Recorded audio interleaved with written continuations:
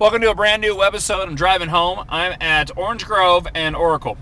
And over here, I think we have what used to be a bank, and it's closed down.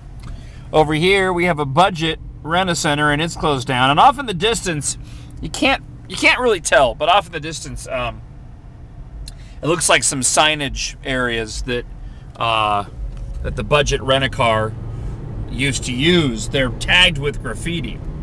Okay, so a couple of closed businesses. It's tagged over here. In the meantime, I'm observing as I'm driving. Oh, that's another vacant sign. Anyways, I'm observing the signage. I'm taking a look at the signage because we were talking about sign code issues on today's show. And in Oro Valley, they've lifted some of the regulations on signage. Specifically, businesses can use A-frame signs and have the ability now to put out merchandise in front of their store where they didn't before. The mayor said that, well, they're not going to make them permanent, but we rely on these businesses, so we're going to give them every tool that they need.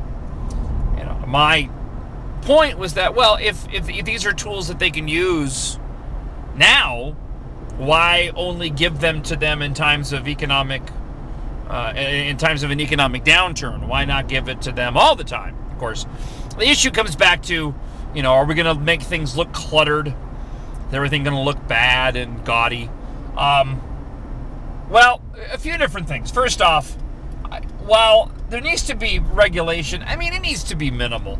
But even then, I wonder that with businesses now and the way that we do business, whether or not we would even need it anymore. I mean, maybe at a time of economic prosperity, you'd have a circumstance where we would have an overabundance of signage.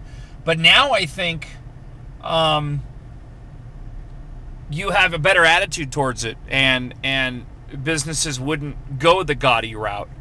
But let's say even if they did, I see a ton of signage. I see over here on the street corner a free AC check sign, with a bunch of overgrown weeds next to an empty parking lot. Over here at the Coxco, which I think might even be closed down. Maybe it's not. They're only selling unleaded, apparently. They've got a banner for $9.99 for a 12-pack of Budweiser. People assume there's businesses here, and there's advertising available. It's not like not having those signs or an A-frame sign is going to beautify the area. I mean, you're already looking at a circumstance where these businesses are already there and already have signage up. Why not give them the ability to put out some more? Work within their neighbor businesses to make sure that they're not, competing with them with a spot where they could use signage. Again, that personal responsibility aspect of it.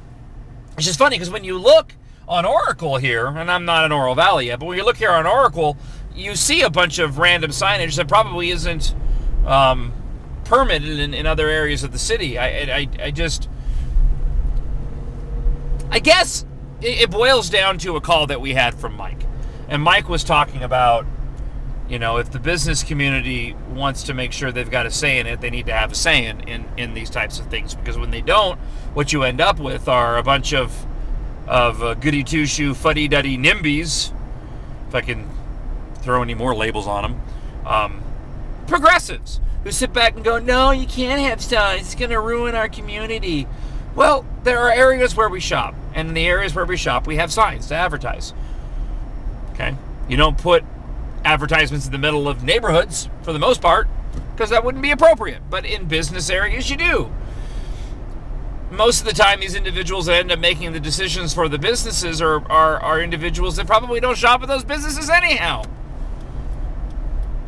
And again, going back to Mike's call, it comes down to businesses have got to get involved in their local politics. We all have to if we want to have a say in the matter. I just thought it was interesting because I wanted to observe on the drive home what I saw, and I saw a lot of signage, and a lot of it was cluttered. Here's the other part, though. What would you rather have? A business put out a few more signs and be able to remain in business, even though it might be a little cluttered or gaudy, or that budget rent-a-car place or auto sales or whatever it was, empty, vacant, not providing any jobs or tax revenue, and getting tagged with graffiti.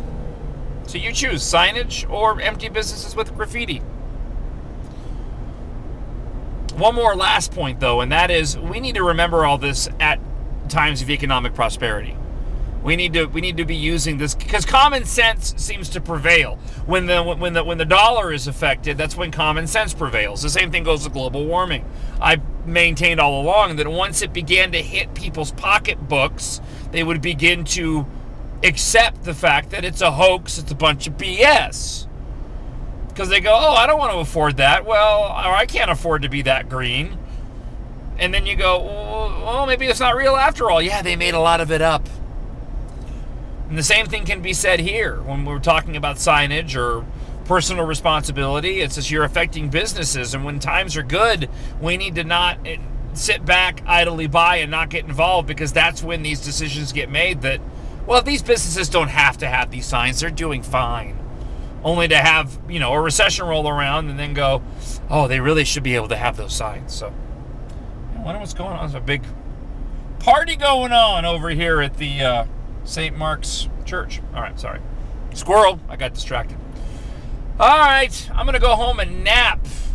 Cocktails and Conversation with James T. Harris next Thursday. James starts his show 10 to noon Monday, and then it goes Neil Bortz noon until 2, and then the regular Truth lineup, Laura Ingram, goes to 10 o'clock. So thanks for watching.